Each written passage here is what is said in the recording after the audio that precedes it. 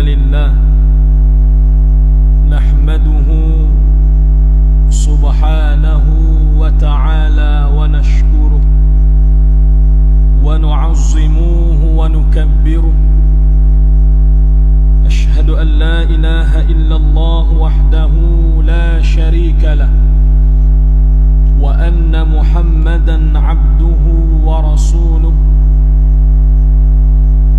وبلغ الرسالة ربه وأدى الأمانة ونصح الأمة وكشف الله به الغمة وجاهد في الله حق جهاده حتى أتاه اليقين. ثم أما بعد، فيا عباد الله اتقوا الله، أوصيكم وإياي بتقوى الله العظيم وطاعته، فقد فاز المتقون.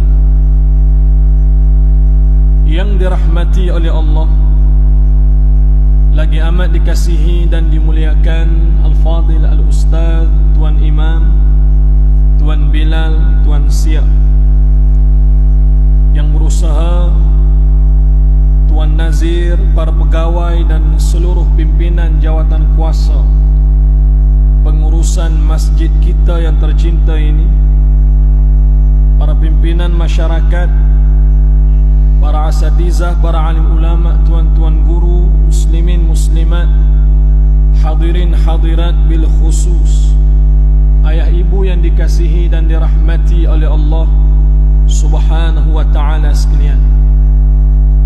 Seringkali kita mengawali setiap pertemuan, majlis, acara, program dan seumpamanya, kita mengawali dengan ungkapan puji-pujian, menyebut kebesaran, meninggikan kemuliaan Allah Jalla Jalaluh. Dan sememangnya Allah Subhanahu wa ta'ala adalah Tuhan yang maha layak untuk kita puji di sepanjang kehidupan kita sampai hari kiamat.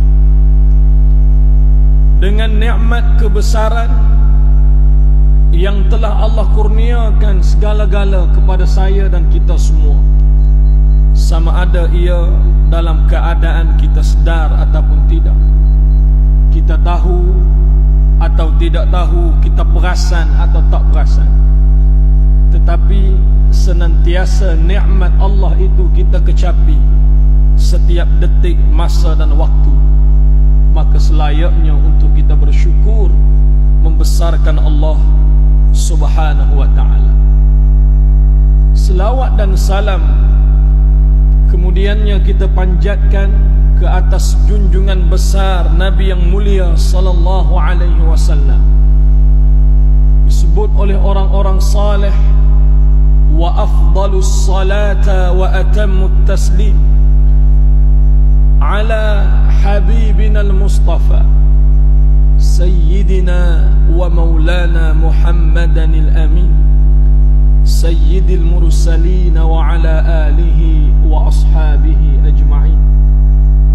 Semoga selawat dan salam senantiasa Allah curahkan untuk hamba kekasihnya, junjungan besar Nabi kita yang mulia sallallahu alaihi wasallam, kepada seluruh ahli keluarga baginda, isteri-isteri baginda, putra dan puteri baginda, orang-orang yang telah pun Allah rezekikan mereka hidup bersama dengan baginda, orang-orang yang datang selepas daripada mereka. Semoga-moga Allah merahmati dan meredai kita dengan mereka. Amin ya Allah ya Rabbal Alamin. Hadirin sidang jamaah yang dikasihi dan dirahmati oleh Allah, InsyaAllah dalam waktu yang ringkas dan singkat ini, sebelum kita sama-sama menanti masuknya waktu salat fardu Isya untuk ditunaikan sekali lagi secara berjamaah seumpama yang telah pun kita tunaikan baru sekejap tadi. Sukalah untuk saya berkongsi satu dua perkara, dan mudah-mudahan ia memberi manfaat kepada kita semua insya-Allah. Di dalam Al-Quran, Allah bercerita tentang ada satu generasi, yang generasi ini merupakan generasi yang terbaik, yang pernah Allah kirimkan mereka hidup di atas muka bumi. Orang-orang yang terlibat, yang termasuk di dalam generasi ini, bukanlah dalam kalangan orang-orang yang biasa, akan tetapi mereka merupakan orang-orang yang terpilih dan dipilih oleh Allah Jalla Jalaluh. 15 abad yang lalu terdapat pelbagai kisah yang telah pun diabadikan di sepanjang perjalanan sejarah, yang kisah mereka ini akan dikenang sampai hari kiamat. Dan mereka yang terlibat di dalam kisah seperti ini bukan hanya harta, keuangan, pangkat, kedudukan, pengaruh yang telah mereka persembahkan di atas jalan Tuhan, tetapi jauh lebih hebat daripada itu, nyawa mereka sebagai galang ganti kepada agama. Generasi yang terbaik ini adalah merupakan generasi para sahabat ridwanullahi alaihim ajma'in, yaitulah orang-orang yang telah pun Allah rezekikan mereka hidup bersama dengan Nabi yang mulia sallallahu alaihi wasallam. Allah bercerita di dalam Al-Quran, di dalam pelbagai surah, pelbagai ayat, meninggikan darjat, memuliakan kedudukan para sahabat. Dan insya-Allah kita hanya ingin mengambil satu ayat daripada sekian banyaknya ayat-ayat Allah untuk kita ambil manfaat, dan moga-moga kita melihat bagaimana generasi terbaik ini yang telah pun Allah kirimkan untuk hidup bersama dengan baginda sallallahu alaihi wasallam. Di dalam Al-Quran, khususnya Allah berfirman di dalam suratul Fath, surah yang ke-48, yang berada pada juzuk yang ke-26, muka suratnya 515, pada ayat yang terakhir, yaitu ayat yang ke-29. Kedudukan ayat ini di dalam mushaf adalah di sebelah kanan paling atas sekali. Allah Subhanahu wa taala berfirman, wa ba'da a'udzu billahi minasyaitonir rajim, Muhammadun Rasulullah walladzina ma'ahu asyidda'u 'alal kuffar ruhama'u bainahum tarahum ruk'an sujada yabtaghuna fadlan minallahi wa ridwana simahum fi wujuhihim min atharis sujud ila akhiril ayah. Allah memulakan, mengawali di awal-awal ayat ini dengan memberikan endorsement, penegasan. Allah declare seorang laki-laki yang bernama Muhammad. Siapa Muhammad ni? Dalam ayat ni Allah sebut dah siap-siap untuk kita, Muhammadun Rasulullah. Muhammad itu adalah merupakan seorang Rasul yang Allah lantik, Allah kirim kepada kamu.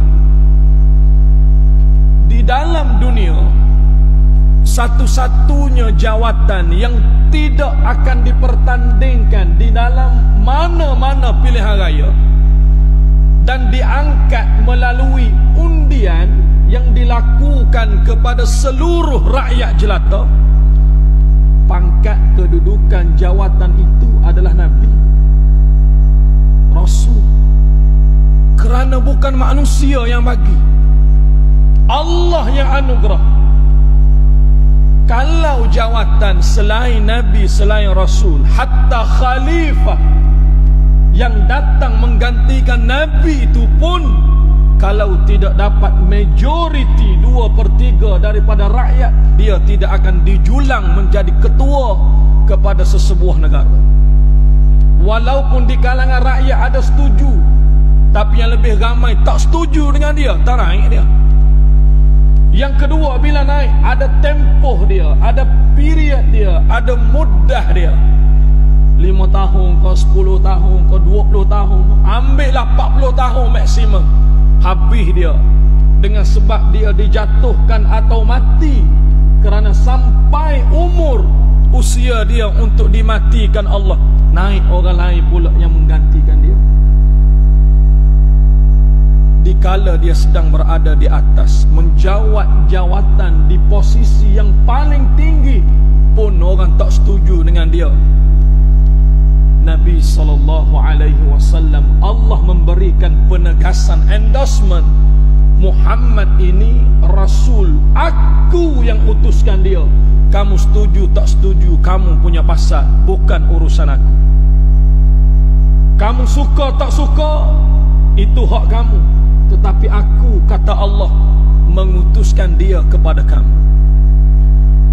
Di kalangan orang-orang Arab, termasuklah yang berada di As-Sahara, padang pasir, pernah satu ketika menisbahkan kepada Muhammad sallallahu alaihi wasallam ini adalah merupakan seorang ayah kepada seorang laki-laki yang pada hakikatnya bukan zuriat, bukan nasab, bukan keturunan Nabi sallallahu alaihi wasallam. Semua kita tahu kisah ini. Laki-laki yang bernama Zaid ibnu Harithah ibnu Syarahil. Saya recap banyak kali kisah ni. Budak-budak duk main 3-4 orang dengan member dia.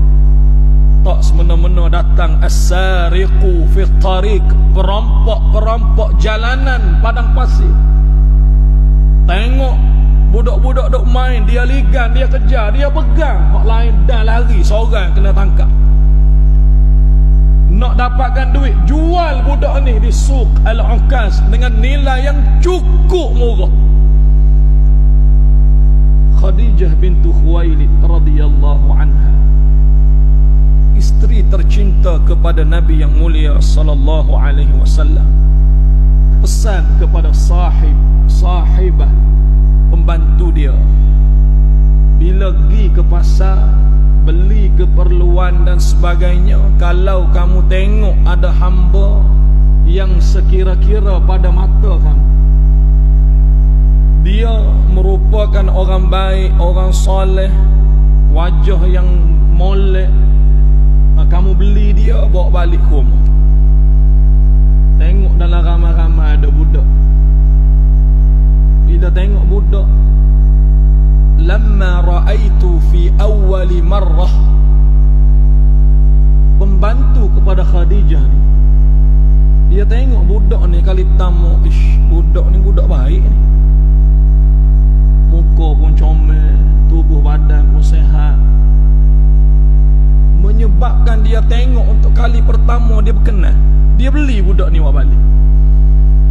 Sama kisahnya bila Khadijah, lamma ra'aituhu fi awwali marrah, tengok kepada budak ni, kata Khadijah, aku kenal sungguh dia, aku tidak akan jadikan dia hamba, sebaliknya dia merupakan anak angkat yang aku pelihara, sama seperti anak aku sendiri.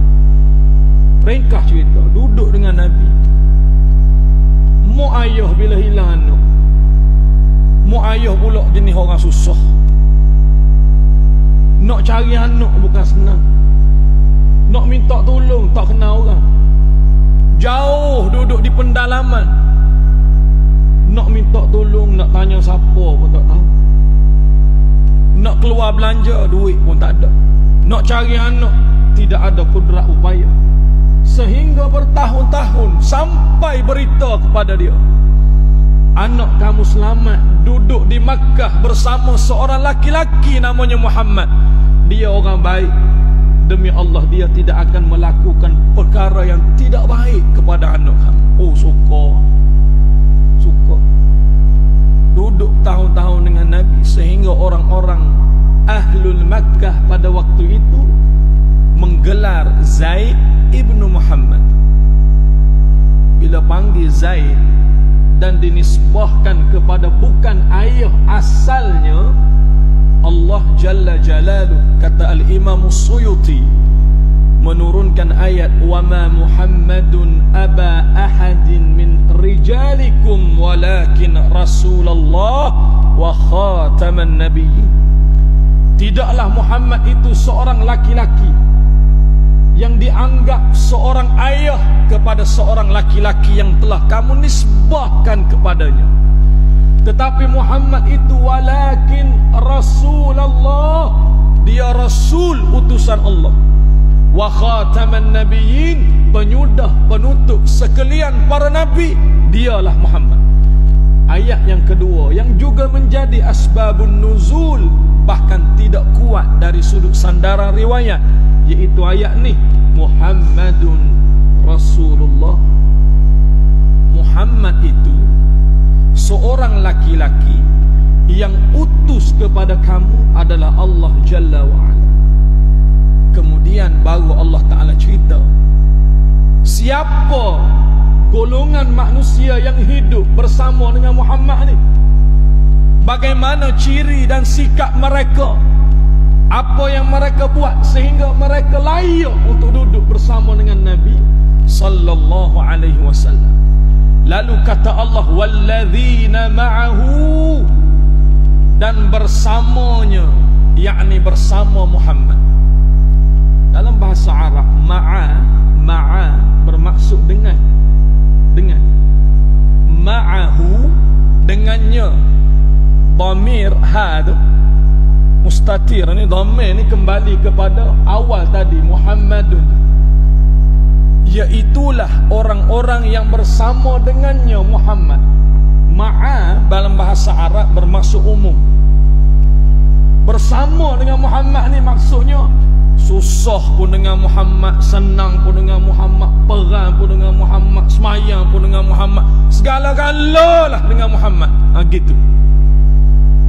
Bukan bermaksud mereka ni hanya bila bunyi semboyan peperangan baru diseru mari ramai-ramai pekat keluar sekali dengan Muhammad. Selesai perang, hak mati-mati, hak hidup balik semula ke rumah. Tak.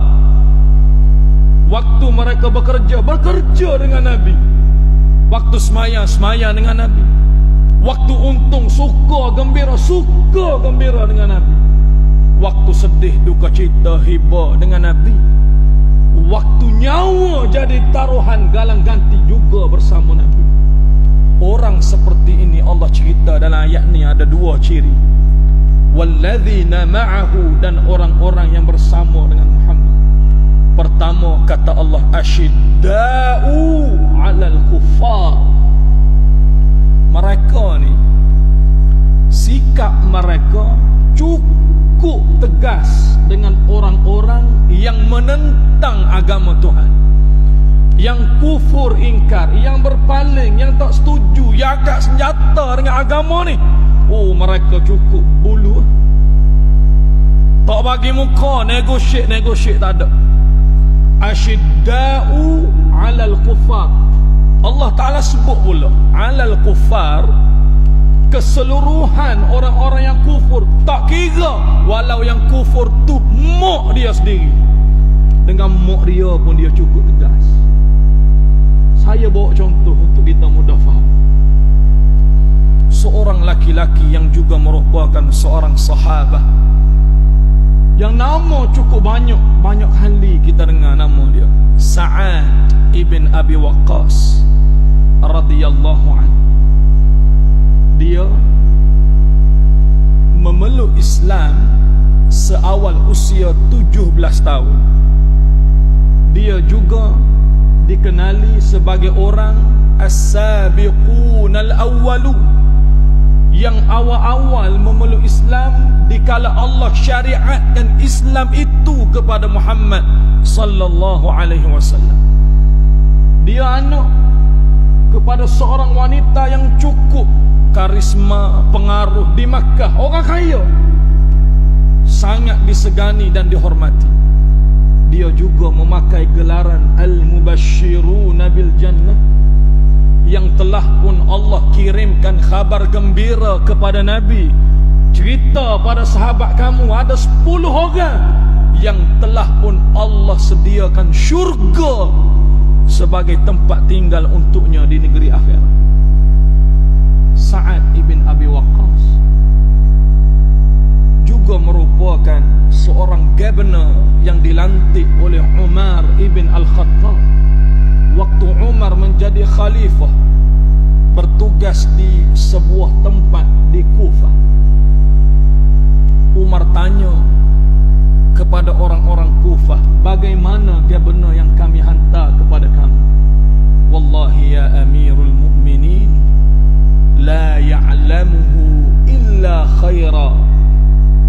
Demi Allah wahai Amirul Mu'minin, yang kami tahu kepada orang yang telah kamu kirimkan kepada kami semua hak baik-baik, hak molek-molek, hak comel-comel berlaku. Ketika mana Sa'ad ibn Abi Waqqas radhiyallahu an memeluk Islam, orang yang paling tak setuju, paling tidak reda, paling kesal apabila dengar khabar Sa'ad masuk Islam adalah bukan orang lain tapi mak dia sendiri. Yang paling tak setuju, yang paling tak reda, yang paling kesal Sa'ad masuk Islam, ikut Muhammad, terima agama Tuhan, mak dia sendiri. Sehingga mak dia bersumpah dengan nama Allah, sekiranya Sa'ad kamu tidak tinggalkan agama Muhammad ini, demi Allah di sepanjang hayat aku tak akan makan dan minum sampai aku mati. Kalau sayang ke mak, keluar agama Islam, jangan ikut Muhammad, mak akan makan macam biasa. Kalau tak sayang mak, ikut Muhammad, masuk Islam, mak tak akan makan sampai mati. Hatta yaqul ahlul Makkah wa kana rajulun hadha rajulun qatilu ummuh. Sampai nanti kalau mak sendiri mati, orang-orang Makkah akan berkata, tuh tengok laki-laki itu, itulah laki-laki yang bunuh mak dia sendiri. Ui, dahsyat. Member ugut kita dengan mak ugut kita, member ugut kita tak setuju dengan kita, kita tinggal dia, peduli aku ramai lagi member lain. Kerabat-kerabat, sepupu sepapak, bukan seorang dua ni, sepupu aku tinggal dia. Hak tak setuju dengan kita, mak kita. Mak ni Allah segala-gala lah untuk kita. Di rahim dia 9 bulan 10 hari kita menumpang hidup. Siang malam tak tidur dia, sakit, makan tak lalu. Kerana apa? Kita duduk dalam perut dia tu, jaga dia, berjalan pula tak kuat, tak laju. Allah nak duduk pula, ambil saik, ambil step. Kerana apa? Kita duduk dalam perut dia.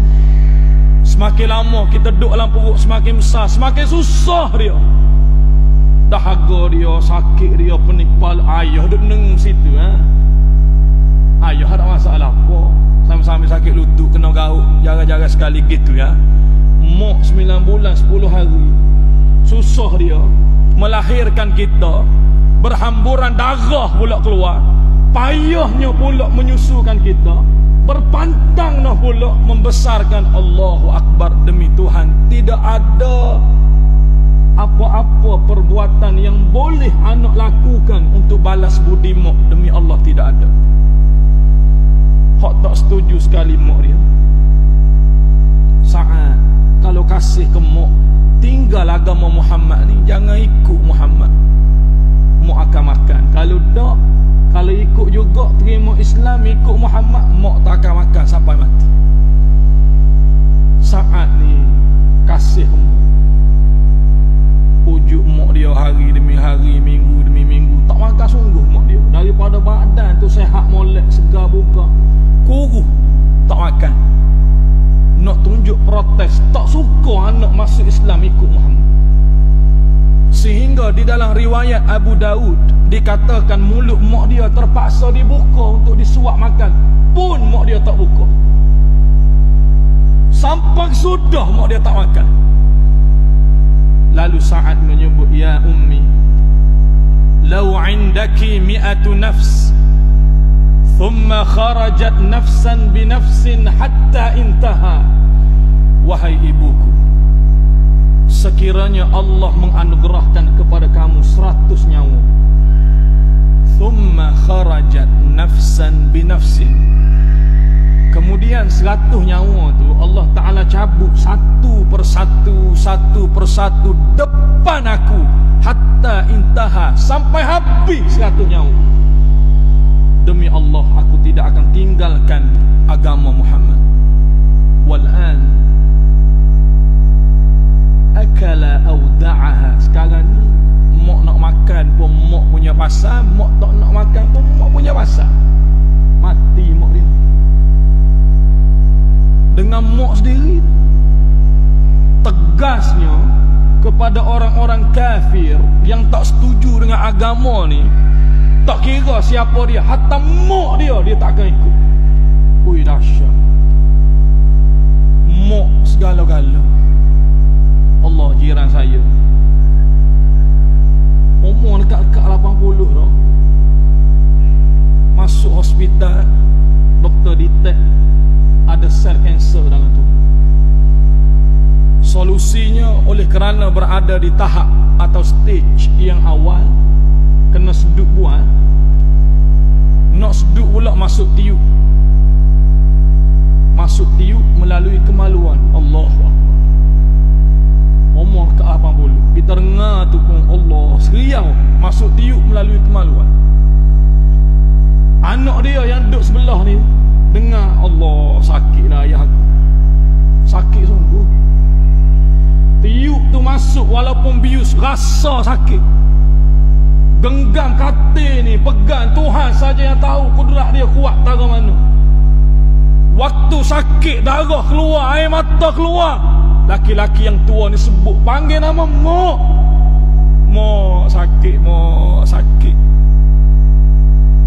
Tua dah orang yang panggil nama mak. Sakit, mak sakit. Kerana apa? Mak segala-gala. Walaupun mak dia tu meninggal lama dah, dia pun tua dah, tua pada ayah kita lagi. Tapi bila sakit panggil nama mak, mak segala-gala.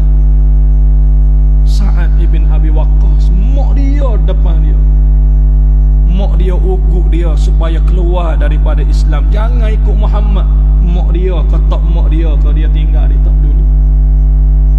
Allahu Akbar. Kita lah kita, bukan kita saya. Kalau timbang tara atas ni pun berat-berat nak pilih mak. Tapi kalau pilih mak tinggal agama, agama ni besar. Tapi kalau pilih agama pula, Allah tinggal mak. Gitulah kita. Hebatnya sahabat, asyidda'u 'alal kufar. Mak tak mak aku tak peduli, yang penting agama Muhammad aku ikut. Sahabat ni dalam kisah yang lain, siapa yang tak kenal dengan seorang laki-laki yang bernama Abu Talha Al-Ansari radhiyallahu anhu? Dia merupakan ayah tiri kepada Anas ibn Malik ibn Nadar, kerana berkahwin dengan ibu Anas yang bernama Ummu Sulaim. Anas bercerita ketika mana peperangan Uhud itu sedang berada di kemuncak. Suasana cukup getir. Wa kana Abu Talhah baina yadayin Nabi sallallahu alaihi wasallam. waktu ketika mana ramai di kalangan para sahabat lari meninggalkan Nabi dalam peperangan Uhud. Perbuatan sahabat lari di dalam medan peperangan bukan menjadi tiket untuk kita cela sahabat tu, sama sekali tidak. Perbuatan yang mereka lari daripada medan peperangan, tinggal Nabi, selamat diri sendiri, bukan syarat untuk kita condemn sahabat, bukan.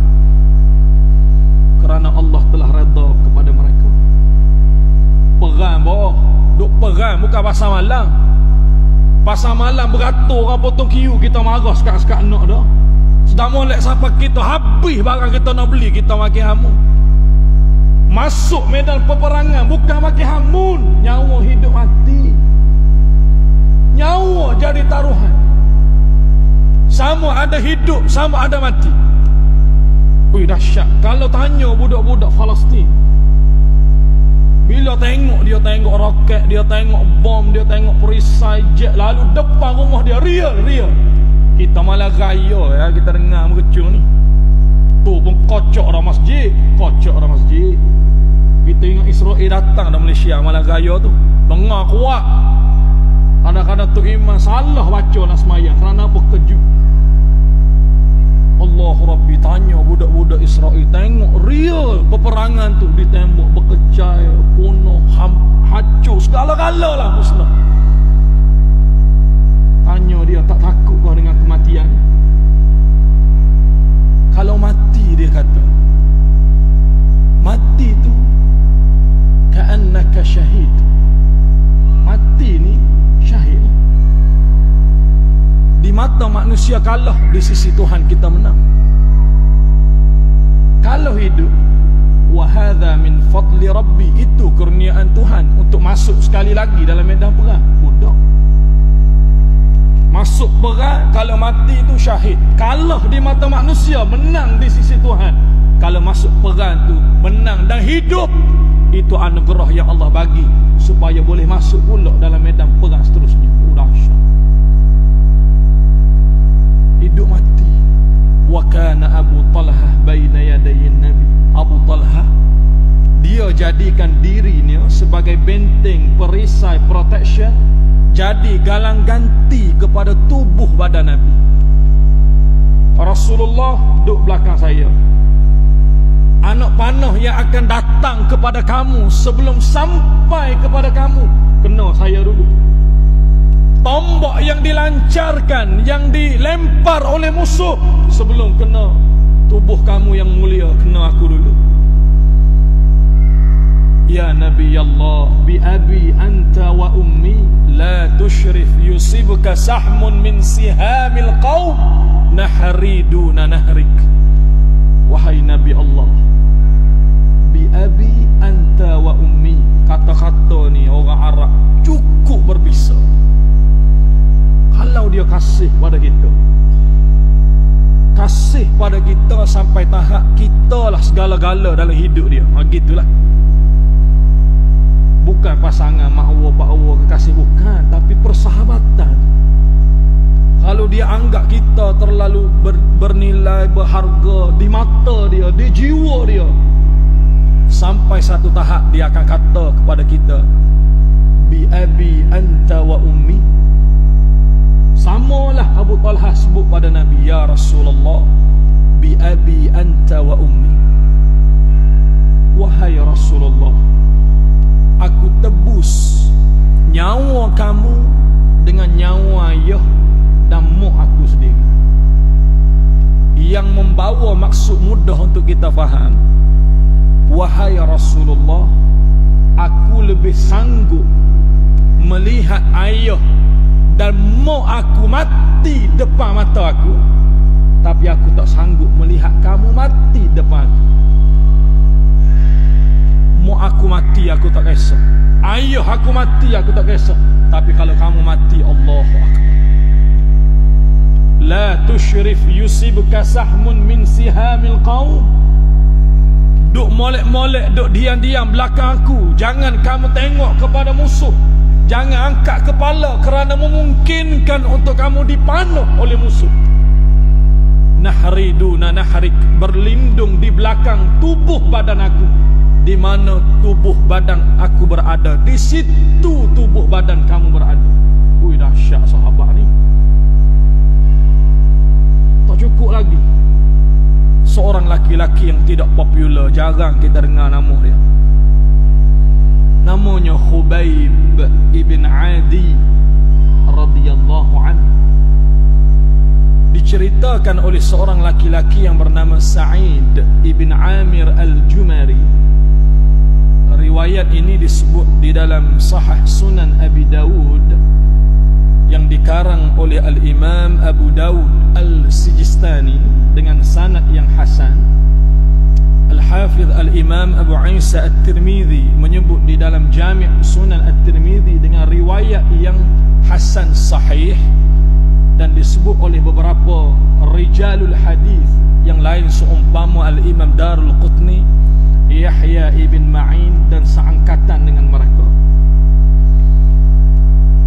Seorang laki-laki yang bernama Khubayb ibn Adi, dia dibawa dari Makkah, tanah haram, menuju ke tanah halal di Tan'im untuk dibunuh. Kenapa dia nak dibunuh?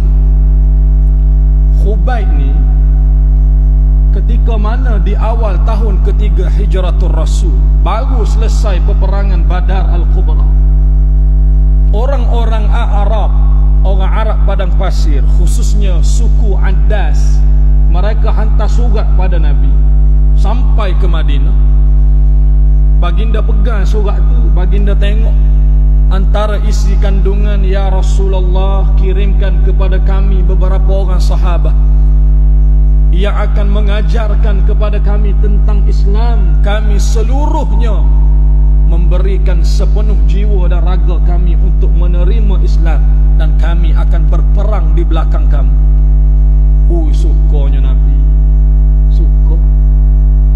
Suka bagaimana? Kita kalau minta tolong dengan orang, beza dengan orang offer pertolongan pada kita. Nabi berdakwah, ajak orang masuk Islam. Ajak orang masuk Islam tu dua kemungkinan, sama ada dia masuk, sama ada dia tak masuk. Beza orang tu sebelum diajak, dia offer nak masuk.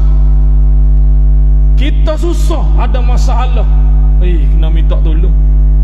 Kita nak minta tolong ni dua kemungkinan, sama ada orang tolong kita atau orang tak tahu yang dengan kita. Berbanding orang tengok kita ada masalah, orang tu offer, tuan, apa-apa ada masalah ni, apa masalah saya nak tolong, kalau boleh, keuangan ke segala-galanya saya boleh tolong, tak ada masalah, sebutlah Allah. Dah offer nak masuk Islam, sedang boleh. Ringkas cerita, baginda kirim 10 orang sahabat. Rupa-rupanya dalam perjalanan ada mata-mata jahat, orang-orang musyrik. Apabila 10 orang ni keluar, kemudian berdakwah cerita pasal Islam, mesti manusia akan ikut Muhammad. Kerana apa? Bila ramai cakap tentang Muhammad, tentang agama, tentang Islam, tentang kebaikan, tentang Allah Ta'ala, tentang segala-gala lah, paling tidak semakin ramai orang ikut. Tak boleh jadi. Dalam perjalanan, ringkas sahaja kisah, dalam perjalanan 6 orang daripada 10 dibunuh dalam perjalanan. Tinggal 4, 3 ditawan, seorang dibawa balik ke Mekah, dijual di Suq Al-Uqas. Yang seorang dijual itu namanya Khubayb ibn Adi. Orang-orang musyrik bila melihat dia berada di Mekah, aku kenal dia ni. Ni Khubayb ni, dia pemidato, presenter, cerita tentang Islam ni. Orang akan ikut dia kerana dia hebat, kata-kata dia power. Tak layak untuk dia dijual, yang layak dibunuh. Allah. Khubayb ibn Adi, apabila dia bercakap, sahabat akan melihat kebijaksanaan keluar daripada celah-celah gigi dia. Orang macam ni lah kalau dia bercakap, ramai orang akan masuk Islam dengan sebab dia. Walaupun tubuh badan dia tidak sehebat Umar, tawaduk dia tidak sehebat Abu Bakar, kebijaksanaan tidak sehebat Ali, kekayaan tidak sekaya Uthman, tapi kata-kata dia cukup berbisa. Macam salah seorang pemimpin Hamas sebelum daripada ni, lama dah, Fadilatul Syekh Dr. Ahmad Yasin. Dia ni duduk di kursi roda ya. Duduk di kursi roda. Bukan nak buang air sendiri, nak makan sendiri pun tak mampu. Buang air sama telah lah, orang akan angkat papah dia masuk. Bila air selesai, qada hajat, angkat balik letak atas kursi roda. Wuduk pun orang tolong ambil pada dia, makan pun orang tolong suap. Duduk atas kursi roda ya dia. Tapi bila dia bercakap sahaja, keluar kata-kata, Israel angkat 1 batalion tentera nak lawan dia. Kerana apa? Israel bukan takut pada dia, takut pada kata-kata dia. Dia buka sahaja mulut, seluruh pengikut Ikhwanul Muslimin seluruh dunia akan bangkit untuk mempertahankan agama. Ni Israel takut. Tak boleh jadi orang macam ni. Duduk atas kursi roda, tak duduk atas kursi roda, mati tak mati, kena bom dia, bakacai, bersepai badan dia kena bom. Allahu Akbar. Itu pengakhiran orang yang hebat kata-kata. Khubayb ibn Adi. Orang seperti ini tidak layak untuk dia dijual, sebaliknya layak untuk dia dibunuh. Selagi mana dia hidup, dia bercakap, orang akan ikut agama Muhammad. Kalau dia mati, sekurang-kurangnya kurang dah seorang hak cakap agama Muhammad. Dibawa ke Tanaim, hari untuk dia dibunuh. Orang-orang musyrik tanya dia, apa permintaan terakhir kamu sebelum kamu mati? Kata-kata Khubayb ini perlu ditulis menggunakan tinta emas di seluruh lembaran-lembaran perak. Dia sebut perkataan ista'dhanuli bis-salah.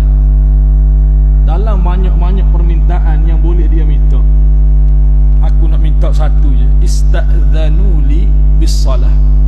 Aku nak minta semayang 2 rakaat.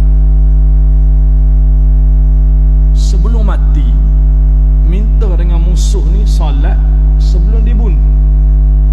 Ketika Khubayb mendirikan salat, Sa'id ibn Amir al-Jumari yang riwayat hadis ni, yang pada waktu itu belum lagi memeluk Islam, yang juga masih kafir, yang merupakan pengikut tegar kepada Abu Sufyan, ketika dia menyaksikan Khubayb mendirikan salat, dia menyebut, demi Allah, inilah ibadah yang paling comel aku pernah tengok, yang tidak ada mana-mana ibadah lain boleh mengatasi perbuatan dan kelakuan yang dilakukan oleh Khubayb. Qiyamnya comel, rukuk comel, i'tidal comel, sujud comel, duduk antara 2 sujud comel, sampai bagi salam semuanya comel. Dia menadah tangan, mengangkat ke langit, dia menyebut, ya Allah, ya Tuhan, sekiranya inilah kematian yang akan datang kepada aku, sesungguhnya aku redha kepada kamu. Sekiranya ada kebaikan yang telah aku persembahkan di atas jalan dakwah ini, rezekikan pahala untuk aku. Sekiranya syurga itu layak untuk aku masuk, dan ada tempat untuk aku menikmatinya, rezeki kepada aku tempat tersebut. Dia tengok kepada orang-orang musyrik, dia menyebut, demi Allah, sekiranya kamu menyangka aku takut dengan kematian pada hari ini, demi Allah, inilah kematian yang aku tunggu di dalam hayat dan hidup aku. Yang kelar dia, yang tusuk dia, yang tikam dia dengan anak panah bukan seorang, ramai. Ratusan kesan kelar di badan dia, berhamburan darah keluar. Diangkat, dijulang di tempat yang sedikit tinggi untuk disalib. Riwayat yang tidak kuat menyebut untuk disula. Allahu Akbar. Ketika nyawa berada di gargarah tenggorokan ni, nak mati dah, nak keluar dah, orang-orang musyrik sekali lagi bertanya, ya Khubayb, atuhibbu an takuna indaka ahlika wa Muhammad ibnu Abdullah fi makanak. Wahai Khubayb, adakah kamu suka sekiranya kami bebaskan kamu, kami biarkan kamu balik duduk dengan ahli keluarga kamu, tetapi tempat duduk kamu diganti dengan Muhammad? Dahsyat, nyawa nak mati. Kata Khubayb, wallahi wallazi nafsi biyadi, demi Allah yang jiwaku berada di dalam genggaman dia, ma wajadtu anni fi ahli, sesungguhnya aku tidak mengimpikan untuk balik dan duduk bersama ahli keluarga. Wa ma Muhammad sallallahu alaihi wasallam yushaku bi syaukatin, dan bagi Muhammad itu selawat dan salam Allah baginya, aku tidak akan benarkan walaupun satu duri menusuk ke tubuh badannya, aku tak akan benarkan. Sahabat Nabi mati kena sula pula masuk anak panah 1.25 meter melalui kemaluan belakang, ditusuk betul-betul keluar belakang tengkuk ni. Itu galang ganti nyawa mereka kepada Nabi. Asyidda'u 'alal kuffar ruhama'u bainahum. Saya tidak berhajat untuk berkata-kata lebih lama. Bacalah ayat ni, lihat, renung dan ambillah manfaat. Di situ kita akan melihat betapa orang-orang yang telah Allah rezekikan mereka hidup bersama dengan Nabi adalah bukan dalam kalangan orang yang biasa-biasa, tetapi di kalangan orang-orang yang telah pun Allah kuatkan hati nurani mereka untuk mempertahankan agama ini sampai akhir usia dan hayat mereka. Terima kasih di atas perhatian, mohon maaf di atas segala kekurangan. InsyaAllah kita bertemu di lain kesempatan. Aqulu qawli hadza wa astaghfirullahal azim li wa lakum, wabillahi taufiq wal